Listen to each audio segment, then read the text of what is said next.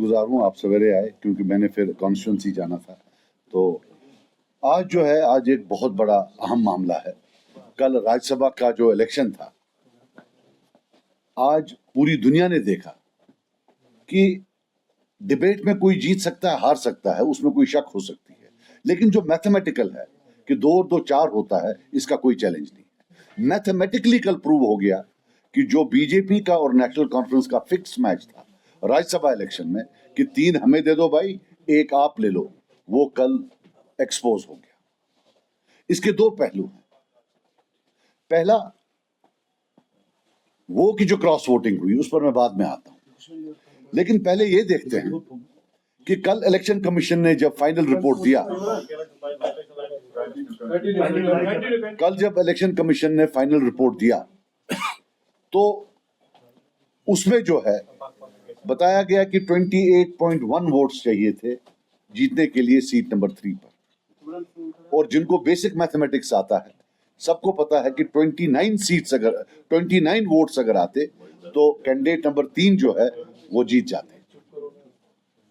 29 votes, 28.1 मतलब 29 votes में candidate number 3 जो है वो जीत जाते। लेकिन इन्होंने कैंडिडेट नंबर 3 को 31 वोट डाले, नेशनल कॉन्फ्रेंस वालों ने। इतना ही नहीं, सुनने में ये भी आया है कि 1 वोट जो रिजेक्ट हुआ है नेशनल कॉन्फ्रेंस के मेंबर के हाथ हुई, वो भी कैंडिडेट नंबर 3 को ही जा रहा था। मानना यह है मेरा कि अगर ये उनको 29 डाल देते और 28 जो है वो बीजेपी के पास थे, हो गया 57, तो फिर भी 30 वोट इनके पास बढ़ते थे। आप समझे मेरी बात, फिर 30 बचते थे। अगर ये 30 देते कैंडिडेट नंबर 3 को तो 29 बचते थे। ये भी सच है कि टाई में भी नेशनल कॉन्फ्रेंस ही जीत जाती, लेकिन ये आप मुझे बता दीजिए कि ये जो 2 या 3 एक्स्ट्रा वोट है, कोई स्पेस नहीं रखना कैंडिडेट नंबर 4 के लिए, ये क्या था? ये हो गया पहला पहलू कि इन्होंने खुद ही ऐसे वोटिंग की कि अगर क्रॉस वोटिंग नहीं होती फिर भी जो है कैंडिडेट नंबर 4 जो है उसको हारना था, उनको हारना था। नंबर 2, ये क्रॉस वोटिंग की किसने? मैं तो शुक्र हूं, मानता हूं अल्लाह ताला का कि इसी कमरे से मैंने अनाउंस किया कि मैं एब्सटेन करूंगा, वरना आप लोग भी मीडिया के लोग हैं, दिल पर हाथ रखकर कहिए आज सारी उंगलियां मुझ पर होती। मैं वसूख से कहता हूं, I am saying this on authority, all cross voting has been done by National Conference. सब इन्होंने खुद किया है। अगर कोई आरटीआई है, कोई कोर्ट है, मैं चैलेंज करता हूं, क्योंकि शायद सीरियल नंबर होता है, मुझे पूरा नहीं पता है, शायद सीरियल नंबर होता है, अगर पता करा जा सके तो इनके ये 4 मेंबरान थे। और जो है ये किसने किया है, जो ये रिजेक्ट करवाए हैं? कोई लोअर केजी के बच्चे तो है नहीं कि रिजेक्ट हो जाए, ये सबको पता है। बच्चे तो है नहीं किंडरगार्टन के कि इनको रिजेक्ट हो गया, ऐसा हो नहीं सकता है। 7 मेंबर अभी आपके जो हैं सीधे सीधे आपने गिफ्ट किए हुए हैं बीजेपी को। तो मैं ये कहना चाहता हूं फिक्स मैच है, और ये वो पार्टी है जिसने सब पर उंगली उठाई इलेक्शन से पहले कि सब बीजेपी है और वो एक बीजेपी के खिलाफ है, और आज हमने उनको रंगे हाथों उनकी गोद में पकड़ा, गोद में बैठे हुए हैं, उनकी टोटल गोद में बैठे हुए हैं। और ये हमारी कौम को भी देखना चाहिए कि किन लोगों की बात सुनकर उन्होंने एक पूरा इलेक्शन जो है वो जाया कर दिया। बीजेपी खुद अगर पावर में नहीं आई तो उनकी चुनी हुई, उनकी प्रेफरेंस वाली पार्टी जो है वो इस वक्त रूल कर रही है। दिस इज माई बेसिक, जो मैं आपको यहां लाया बताने के लिए कि ये देखिए, ये एक फिक्स मैच था, दिल्ली के साथ तय था। कांग्रेस वालों को इन्होंने वोट सीट नहीं दी, और सुनिए, ये एक कांग्रेस को ये सीट नंबर 4 दे रहे थे, ये हारने वाली। ये वो उमर अब्दुल्ला साहब हैं, कैसे बोल रहे थे, we have given them seat number 4, why they don't contest it? इसलिए ताकि आज उनको 22 वोट आते या 21 वोट। और हमने तब भी कन्वे किया था कि अगर कांग्रेस को वोट ये सीट देते हैं, वो विल वोट फॉर, अगर सीट नंबर 3 देते हैं। क्यों? एक नेशनल पार्टी थी, हमारा कांग्रेस से कोई लेना देना नहीं है, एक नेशनल पार्टी है। नेशनल पार्टी का जब वो नेशनल स्टेज पर बातें एडवोकेट करते हैं, उसका मजा कुछ और होता है, रीजनल पार्टीज का मजा कुछ और होता है। और हमने देखा है जो नेशनल कॉन्फ्रेंस वाले पुराने राज्यसभा मेंबर गए हैं, उनने भी कोई पहाड़ वहां से खोद के नहीं लाए हैं। वो भी वो एंड पर वो छोटे मोटे अपने काम, जनाब जो है हमारा ये काम कर दो, हमारा वो काम कर दो। और एक बात लिख के रखना, ये जो 3 बंदे जाएंगे इनका पहले दिन से होगा कि कौन सा मौका है इनको मोदी जी या होम मिनिस्टर साहब का जो है अकेले दीदार हो। और फिर वहां उनको बोलेंगे, याद रखना जनाब आप अपना काम करो, हमें अपना करना दो। उनका काम क्या है कि आप मारो जितना मार सकते हो, लेकिन हमें रोने दो। ये पिछले 70 साल की हिस्ट्री है जम्मू कश्मीर की, कि दिल्ली जाकर इनका है मारो हमें रोने दो, यहाँ आके रोएंगे है दिल हंसा है दिल हम है, वहां जाकर उनको बोलेंगे डंडा जरा तेज करो, इनका दिमाग खराब हो गया। आर्टिकल 370 वो भी यही था। आज मालूम पड़ रहा है कि उस दिन जो ये रात को गए वहां जो मीटिंग की वो भी यही थी, धोखे पे धोखा, धोखे पे धोखा। अब हमारी दुआ है कि जो हमारी कौम है वो कहीं बेदार हो जाए और देखे कि वो वोट किसको दे रहे हैं। ऐसा तो नहीं कि बीजेपी खुद ही अपने उम्मीदवार को वोट दिलवा रही है। वो इलेक्शन के वक्त आते हैं, इनको गालियां देते हैं, बाकी चीज सियासी गालियां देते हैं, इनको इतना अटैक करते हैं, लोग समझते हैं लगता है बीजेपी इनसे डरती है, वो जाके वोट डाल देते हैं इनको। और मुझ जैसे गरीब को बोलते हैं यही जो मजहबी है। मैं कहता हूं मुझे अल्लाह ताला ने बचाया, शुक्र है मैं नहीं था वहां का। दफा सत्व वोट करने 6 मीजे। बहरहाल ये मेरी गुजारिश आती है आपके सामने, तो अगर आपको वज़ीर आला उमर अब्दुल्ला का ट्वीट आया कि जो आपने अभी कहा कि क्रॉस वोटिंग जो हुई है नेशनल कॉन्फ्रेंस के ही मेंबरान ने किए, उनका कहना है कि नेशनल कॉन्फ्रेंस के वोट इंटैक्ट रहे, लेकिन जो उनके साथ वादे किए गए थे नेशनल पीडीपी के, कांग्रेस के, शायद उनमें से शक पीपल्स डेमोक्रेटिक पार्टी पे किया जा रहा है। आप मेरी बात सुनिए, उमर अब्दुल्ला साहब सच के लिए माने जाते हैं। स्मार्ट मीटर में जैसा उन्होंने सच बोला, फिर उन्होंने 12 गैस सिलेंडर का सच बोला है। अरे उतना सच कौन बोल सकता है? मतलब आपको आज उमर साहब की ये हालत है, अगर वो बोले बाहर दिन है लोग बोलेंगे रात है। तो अगर उन्होंने बोला है कि एनसी ने नहीं किया है, इसका मतलब ही है कि उन्होंने किया। क्योंकि आप स्मार्ट मीटर का देखा आपने वो वीडियो, वैसे तो हजारों वीडियो हैं। अब ये है कि वो पहले थकेंगे झूठ बोलते बोलते या कौम पहले थक जाएगी सुनते सुनते, अब वो है और कुछ नहीं है। महराज मलिक पे भी इल्जाम आयद किया गया है कि उन्होंने भी जो है बीजेपी के साथ। मुझे ये बताओ यार, वो बंदा जेल में है, वो कुर्बानी दे रहा है, किसकी कितनी हिम्मत है कि वो उस आदमी पर उंगली उठाए जो जेल के अंदर है। ये खुद सेक्रेटरीट के वहां ऑफिस में बैठे हुए हैं, 10-10 गाड़ियों में घूमते हैं, और इनकी ये हिम्मत, ये जुर्रत कि उस इंसान पर उंगली उठाएं जो पीएसए में जेल में बैठा है कोट बलवाल में। There is a limit to shamelessness. और ये जो इनके मेंबर परसों वहां एहतजाज कर रहे थे असेंबली में, वो ड्रामा था। आप बताइए ना प्लीज, इन्हें एहतजाज किया परसों या नहीं? वो जो प्लेकार्ड लेकर बैठे थे वो क्या था? मतलब 2 दिन पहले महराज मलिक साहब एक हीरो थे और आज जीरो हो गए। ये है नेशनल कॉन्फ्रेंस। नेशनल कॉन्फ्रेंस वालों को ये बता दूं कि वो पीएसए में अंदर हैं, पीएसए लाने वाले आप, हजारों लोगों को पीएसए में डालने वाले आप। आपको क्या पता है जेल क्या होती है? आपको जब बंद रखा 2019 में, हम तो सब होटल में थे, आपको क्या पता कोट बलवाल क्या होता है? आपने तो लोगों को वहां भेजा है, कभी बैठा नहीं है वहां। ये महराज मलिक जानता है कोट बलवाल में बैठना क्या होता है। और ये इनकी ये जुर्रत कि उस पर उंगली उठाए। एक होता ना शर्म, दूसरा होता है बेशर्मी। हर बेशर्मी की हद पार हुई है। How can they accuse him? वो तो जेल में है बेचारा। आप खुद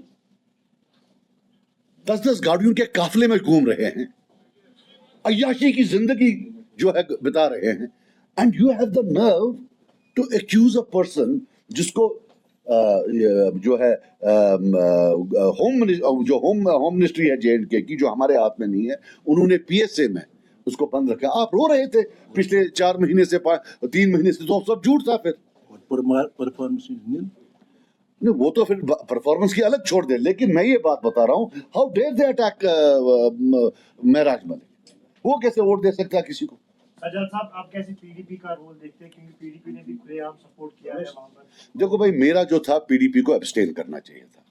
अब आपको पता है पिछले 30-40 साल से यही 2 टीमें हैं और थर्ड एम्पायर दिल्ली में बैठता है, बाकी अल्लाह जाने। ये 2 टीमें और थर्ड एम्पायर, ये सबको पता है। चलें आगे। बीजेपी उमर अब्दुल्ला आपसे काफी ज्यादा नाराज नजर आए क्योंकि कल आपने वोट कास्ट नहीं किया, मगर एक चीज देखने को मिली कि उन्होंने कहा कि वोट कास्ट करना बीजेपी का साथ देना शहजाद को मिला। यार आप ऐसा सुना, आप लोगों को हंसाना चाहते हो या कोई चीज में सवाल पूछ रहे हो? इससे बड़ा आज की डेट में अगर मोदी जी से कोई बड़ा बीजेपी है वो उमर अब्दुल्ला साहब है, ये याद रखें। सज्जाद साहब, अभी उमर अब्दुल्ला की 10 मिनट पहले मीडिया ब्रीफिंग हुई। एक तो उन्होंने अपने रजिस्टर्स के बारे में कहा कि उनका वोट दाएं बाएं नहीं गया। दूसरा, उन्होंने इंजीनियर रशीद के भाई पर भी तनकीद की है कि वो बीजेपी के खिलाफ वोट डालना नहीं चाहते थे।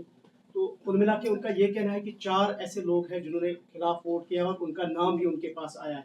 अपनी पार्टी के बारे में उन्होंने कहा कि कोई वोट दाएं बाएं। अगर उनके पास नाम आया है तो वो अनकॉन्स्टिट्यूशनल है। उनके पास कैसे नाम आया, ये बताइए? उनके पास नाम कैसे आया? वो तो इलीगल है।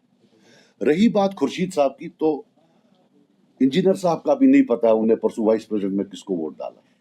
तो उसमें हो सकता है, क्योंकि to be very honest with you, मैं कोई तनकीद नहीं कर रहा हूँ, but I won't be surprise अगर वो भी इसमें शामिल हो। ये टीम बड़ा है, अब कौन क्या है थर्ड अंपायर जानता है। सज्जाद साहब, बीजेपी की लीडर ने कल कहा कि आप हमारे 28 एमएलए नहीं है, 32 एमएलए असेंबली में है। तो ये एक स्टेटमेंट ओपनली बीजेपी के एक सीनियर लीडर ने दिया, तो आप इसको कैसे देखेंगे? ये तो हॉर्स ट्रेडिंग है या खुद से, मुझे नहीं लगता हॉर्स ट्रेडिंग है। मुझे लगता है कि ये क्या नाम है, अंडरस्टैंडिंग है। अंडरस्टैंडिंग है। 32 नहीं है, वो 42 + 28 ये 70 है। 42 नेशनल कॉन्फ्रेंस के और 28 बीजेपी के, ये 70 हैं टोटल मिलाकर। तो उसमें जो है ये एलओपी साहब और जो सीएम साहब है वो ज्वाइंट इनके जो हेड हैं। आपस में सब जो है ड्रामा वामा, फोटो भी आपने देखे होंगे, जो स्पोक्स पर्सन के साथ वो फोटो, फिर जो वो बाकी फोटोज देखे होंगे कैसे गले मिल रहे हैं। अगर आम कश्मीरी कहीं नजदीक लगा वो तो तिमिस मरित तिमिस दिन हुक्म कुफर पान क्या शासा नैली नाल हे अल्लाह ताला दीन माफी मर या कोमस करिन बेदार। एलओपी साहब ने एक स्टेटमेंट पर भी कल जवाब दिया। उन्होंने कहा था कि हमारी लड़ाई विचारधारा से है, किसी व्यक्ति से नहीं है।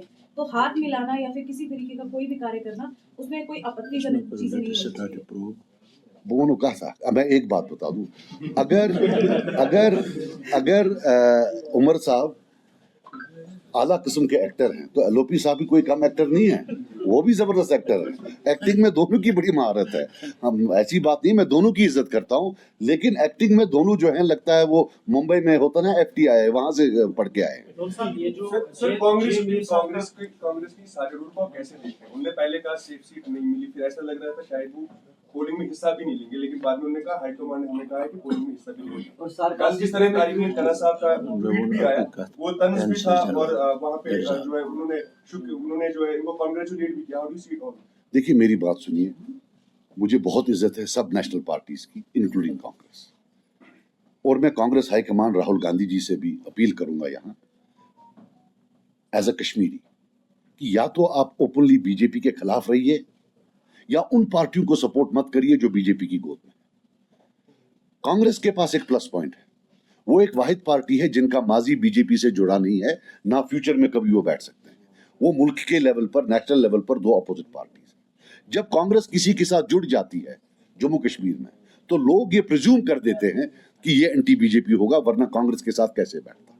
यही राहुल गांधी साहब, मैं इनको बोलता हूं कि आपने क्यों, आप तो इतने बड़े लीडर हैं, आप पूरे हिंदुस्तान के लीडर हैं, आपने क्यों कांग्रेस को मतलब बिल्कुल जो है महदूद कर दिया है in the lens of two families, two parties? क्यों आप हम पर ये जुल्म कर रहे हैं? आप आए, आप इलेक्शन में उमर अब्दुल्ला साहब के घर गए, उनको एक क्रेडिबिलिटी मिली, उस क्रेडिबिलिटी को है उन्होंने सबको बोला बीजेपी है और हम सबको क्रश कर दिया। हमने आपका क्या बिगाड़ा है? जब आप इनके घर गए वल्ला तब भी ये उनकी गोद में बैठे थे बीजेपी के, और आज भी ये बीजेपी की गोद में बैठे हैं। आप माने या ना माने, और मैं आपको बताऊं जितनी भी ये सो कॉल्ड इंडिया अलायंस में सेक्युलर पार्टीज हैं, मैं इनको आज चैलेंज करता हूं, do they know anybody apart from BDP and NC? They don't want to know anybody.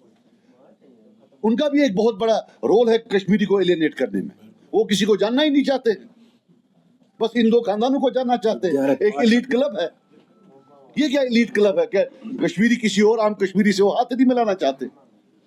अब ये जो कांग्रेस का मामला है, वो दिल पर हाथ रख कर कहे, are they not by proxy supporting BJP है? और एक मशवरा उनको दूंगा, पिछला बिहार इलेक्शन, तब फारूक अब्दुल्ला साहब ने चाइना का बोला, उसके बाद कभी चाइना का बोला? कांग्रेस आप ऐसे बयान इनसे दिलवाएंगे, ये आपको वहां प्रॉब्लम होगी। हमारे नुकसान को छोड़िए, अपना नुकसान देखिए। आज डिजिटल मीडिया है, यहां कोई बयान देते हैं, उसका जो इम्पैक्ट है पूरे हिंदुस्तान में पड़ता है। हमारे नुकसान को तो आप छोड़ दीजिए, हमारे साथ क्या कर रहे हैं। आपके इलेक्शन आगे आ रहे हैं, इनसे क्या कहलवाएंगे अल्लाह ही जानता है। नून साहब, ये जो कल जे मीर साहब ने election- क्योंकि मैं आपको एक बात बता दूं, जो स्पेस इन दो पार्टीज को मिलती है वो तो हमें नहीं मिलती है हिंदुस्तान के खिलाफ बोलने के लिए। बाकी चीजों में हम करें तो हमको तो वहां जोधपुर भेज देते हैं हमारे वर्कर्स। ये स्पेस जो है, it comes at a cost. They are being used politically in the entire country. कि बताओ ये, फिर वो वहां बोलते हैं देखो ये कांग्रेस से मिले हुए, देखो वो ये क्या बोल रहे हैं। उनको समझ ही नहीं आ रही है वो क्या बनो आप। हम पन्नकिन शिवाला मुंशिन फिक्रे तरह 100% जो है